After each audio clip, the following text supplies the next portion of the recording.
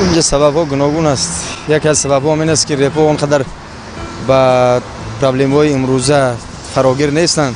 برای که رپ ژانر موسیقی نیست.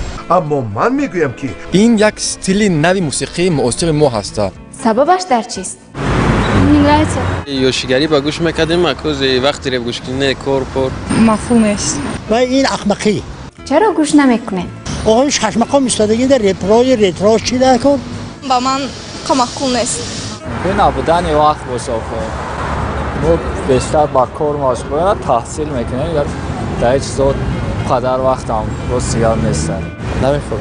با من بیشتر موسیقی آرامانت محکوم.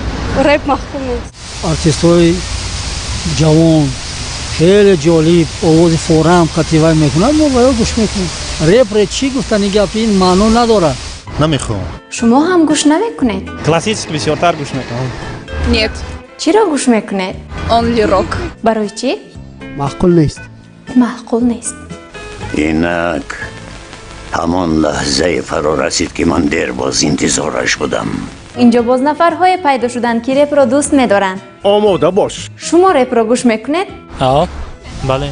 وابسته از متنش است. خیلی معقوله خیلی معقول نیست. نگاه کن. بله. نمی‌دونم برات شکایت کنم. چی پیروزیه؟ بباید. بله. گوش میکنم. بله. در لطف و کرامت پایان ندارد. خواهم نخواهم گوش میکنیم برای فرزندم نقل میبینن هر دوش رپ خیلی گوش میکنیم. از نگاه شما این خوب است یا کی نه؟